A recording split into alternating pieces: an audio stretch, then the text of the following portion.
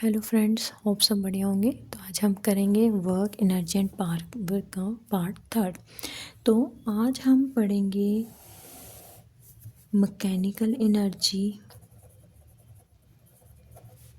और उसके कुछ टाइप्स के बारे में। सबसे पहले मैकेनिकल एनर्जी होता क्या है। मैकेनिकल एनर्जी यानी कि वो एनर्जी जो रेस्ट या फिर मोशन कारण जो एनर्जी होती है उसे हम क्या बोलते हैं, मैकेनिकल एनर्जी। अब जो ये मैकेनिकल एनर्जी है इसके टू टाइप्स हैं। कौन कौन सी? पहली है potential energy and another one is kinetic energy. अब हम देखते हैं पोटेंशियल एनर्जी क्या होती है। पोटेंशियल एनर्जी जब कोई बॉडी रेस्ट पे है या जब कोई बॉडी की पोजीशन चेंज हो रही है, साइज़ चेंज हो रहा है, शेप चेंज हो रही है, तो उसे हम कौन सी एनर्जी बोलेंगे? Potential energy. और काइनेटिक एनर्जी क्या है? जब कोई बॉडी मोशन में है, जैसे हम मूव कर रहे हैं, तो जब हम मूव कर रहे हैं उस टाइम हमारे में कौन सी एनर्जी होगी? Kinetic energy. तो काइनेटिक एनर्जी किस कारण होती है? Due to motion. अब जो पोटेंशियल एनर्जी है इसको हम रिप्रेजेंट करते हैं यू से, और जो काइनेटिक एनर्जी है उसको हम रिप्रेजेंट करते हैं के से। अब हम पहले पोटेंशियल एनर्जी के बारे में डिटेल में पढ़ेंगे, देन काइनेटिक एनर्जी के बारे में पढ़ेंगे। अब हम पढ़ेंगे पोटेंशियल एनर्जी कि पोटेंशियल एनर्जी है क्या।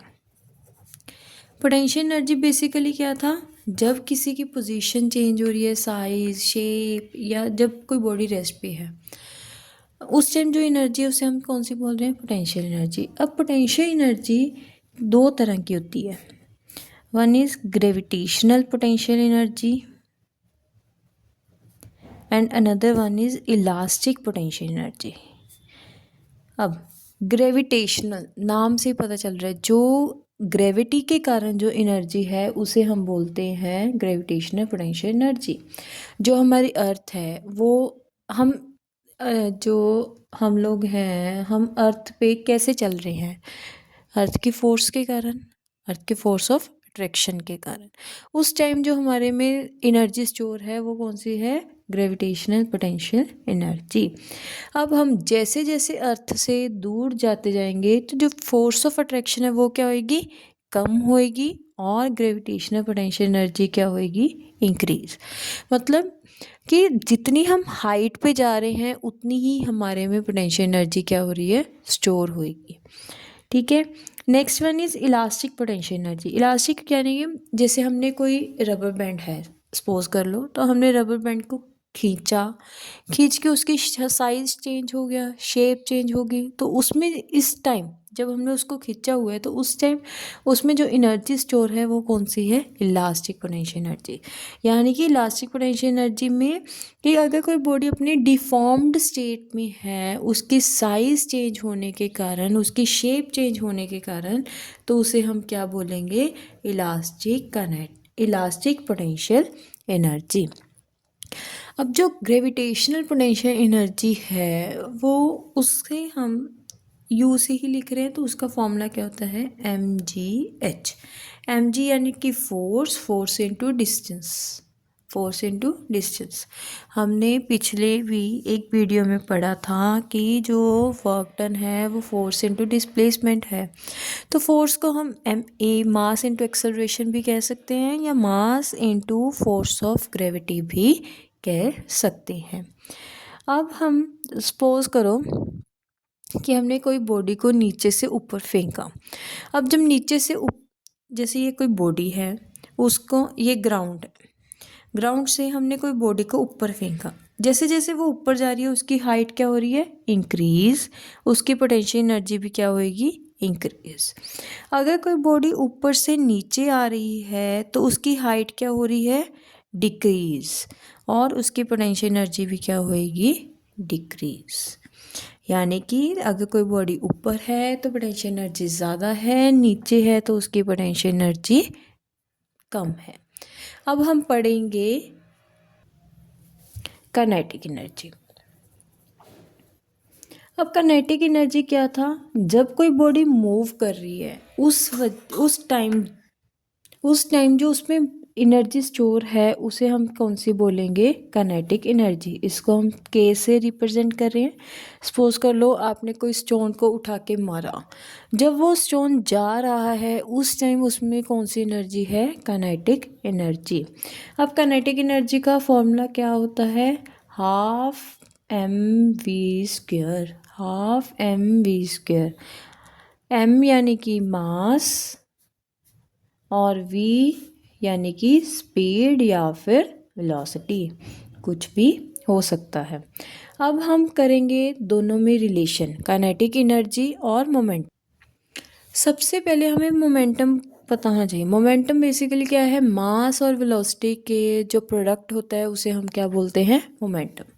मोमेंटम को हम पी से रिप्रेजेंट करते हैं। इसका क्या फॉर्मूला होता है, m into v, mass into velocity. अब हम इसको डिराइव करेंगे दोनों के रिलेशन को। अब काइनेटिक एनर्जी का फॉर्मूला क्या था, half m v square. Momentum का क्या है, p is equal to m into v. अब हम इसमें से v की वैल्यू निकालते हैं। v कैसे लिख सकते हैं, p upon m, p upon m। अब ये v की वैल्यू को हम इस फॉर्मूला में क्या करेंगे, पुट करेंगे। k is equal to half m p upon m का होल स्क्वायर। अब half m p square upon m square, एक m से m कट, तो फॉर्मूला क्या बन गया, पी स्क्वायर अपॉन 2m। हम ऐसे भी लिख सकते हैं या फिर p is equal to under root 2m, ऐसे भी लिख सकते हैं।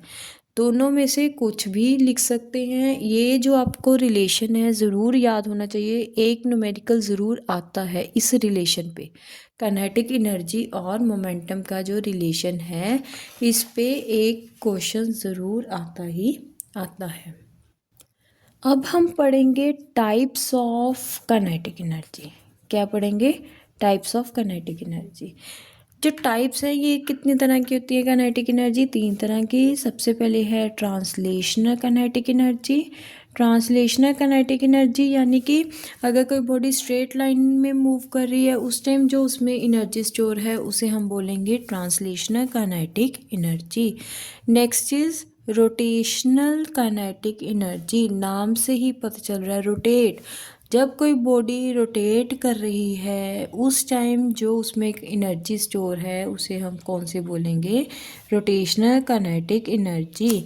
Next is vibrational kinetic energy, नाम से ही सारे क्लियर हो रहे हैं, वाइब्रेशन। जब कोई बॉडी वाइब्रेट कर रही है, जब कोई चीज़ वाइब्रेट करती है तो वो भी अपनी जगह पे ही क्या करती है, मूव करती है। जब कोई बॉडी मूव कर रही है तो उसमें कौन सी एनर्जी होएगी, काइनेटिक एनर्जी। ठीक है, अब हम पोटेंशियल एनर्जी और काइनेटिक एनर्जी में क्या करेंगे, डिफरेंस।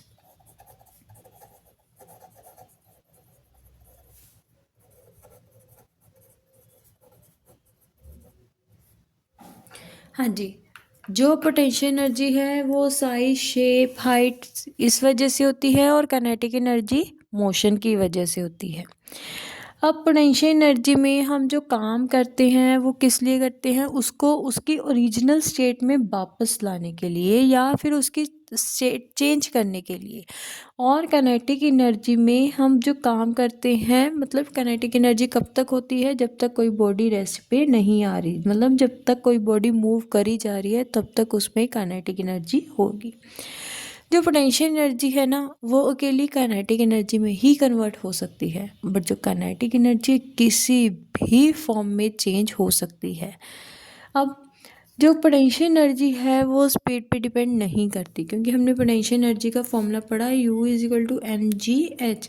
इसमें कहीं भी स्पीड नहीं है, तो पोटेंशियल एनर्जी स्पीड पे डिपेंड नहीं करती और काइनेटिक एनर्जी स्पीड पे डिपेंड करती है। अब हमारा नेक्स्ट टॉपिक है वर्क एनर्जी थ्योरम। ये भी बहुत इम्पॉर्टेंट है, बहुत ज़्यादा इम्पॉर्टेंट टॉपिक है ये। हाँ जी, work energy theorem. Work energy theorem हमें क्या कहती है कि जैसे जैसे काइनेटिक एनर्जी बढ़ेगी वैसे वैसे जो उसका वर्क डन है वो भी बढ़ेगा, यानी कि काइनेटिक एनर्जी जितनी बढ़ रही है वो वर्क डन के इक्वल होएगी। जितना मतलब वो मूव कर रही है उतना ही उसे क्या करना पड़ रहा है, वर्क डन। अब हम क्या करेंगे, इसमें रिलेशन करेंगे, वर्क एनर्जी थ्योरम को क्या करेंगे, डिराइव। हाँ जी, लेट करते हैं। कोई बॉडी है, उसका मास क्या है, m, उसकी इनिशियल वेलोसिटी क्या है, u, और वो कितनी फोर्स के साथ मूव कर रही है, f। अब उसकी जो फाइनल वेलोसिटी है वो क्या है, v, और उसने कितना डिस्टेंस कवर किया, s। कितना डिस्टेंस कवर किया, s। ठीक है। अब हमें पता है फोर्स का फॉर्मूला क्या होता है, mass into acceleration, mass into acceleration. और वर्क डन का क्या है, force into displacement, force into displacement या फिर डिस्टेंस, कुछ भी हम कह सकते हैं। हमने 9th में इक्वेशन की थी, v² is equal to u² plus 2as की थी। तो अब इसमें से हम s की वैल्यू निकालेंगे, v² minus u² upon 2a is equal to s। अब हमने इसमें से s की वैल्यू निकाल ली। अब जो ये s की वैल्यू हमने निकाली है हम इसमें पुट करेंगे वर्क डन के फॉर्मूला में। वर्क डन के फॉर्मूला में f की भी वैल्यू पुट करेंगे और s की भी करेंगे। Work done is equal to force into displacement. फोर्स क्या है, m इंटू ए, डिस्प्लेसमेंट क्या है, v² minus u² upon 2a। a को a के साथ क्या करेंगे, कैंसल। तो work done is equal to half m(v²) minus half m(u²). देखो जितना चेंज आ रहा है काइनेटिक एनर्जी में वो किसके इक्वल है, वर्क डन के इक्वल। यही हमारी जो वर्क एनर्जी थ्योरम है हमें बताती है। अब हम करेंगे कन्वर्जन कि पोटेंशियल एनर्जी काइनेटिक एनर्जी में कैसे कैसे चेंज हो रही है। सपोज कर लो कोई हैमर है, उसे हमने कहाँ रखा हुआ है, किसी हाइट पे है। अब वो हाइट पे है, हैमर कहाँ है, हाइट पे। अब वो हाइट है तो उसमें कौन सी एनर्जी है, ग्रेविटेशनल पोटेंशियल एनर्जी। ठीक है। अब हमने क्या किया, हैमर को उठा के नेल के ऊपर मारना है। अब वो क्या कर रही है, मूव कर रही है, उसकी हाइट डिक्रीज हो रही है, हाइट कम, पोटेंशियल एनर्जी भी कम हो रही है, दोनों चीज़ें क्या हो रही हैं, कम। अब जो ये पोटेंशियल एनर्जी यहाँ कम हो रही है वो किस में कन्वर्ट हो रही है, काइनेटिक एनर्जी में। तभी जो हैमर है वो क्या कर रहा है, मूव कर रहा है। तो इस तरीके से जो पोटेंशियल एनर्जी है काइनेटिक एनर्जी में चेंज होगी। अगर सपोज कर लो कि कोई वॉच स्प्रिंग है वो घुमा हुआ है, उस पर कौन सी एनर्जी होती है, इलास्टिक पोटेंशियल एनर्जी। कौन सी होती है, इलास्टिक पोटेंशियल एनर्जी। क्यों, क्योंकि जो घूमी हुई है, वाउंड हुई है जो अपनी वॉच स्प्रिंग पे, तो जब हम उसको खोलेंगे तो उसकी जो इलास्टिक पोटेंशियल एनर्जी है वो किस में कन्वर्ट हो जाएगी, काइनेटिक एनर्जी में। होप यहाँ तक आप सबको अच्छे से समझ आ गया। अब जो इसकी अलग अलग और फॉर्म्स ऑफ एनर्जी रह गई हैं वो हम करेंगे अपनी नेक्स्ट वीडियो में। अगर कोई आपको डाउट है तो आप कमेंट सेक्शन में कमेंट कर सकते हैं। Please like, subscribe and share.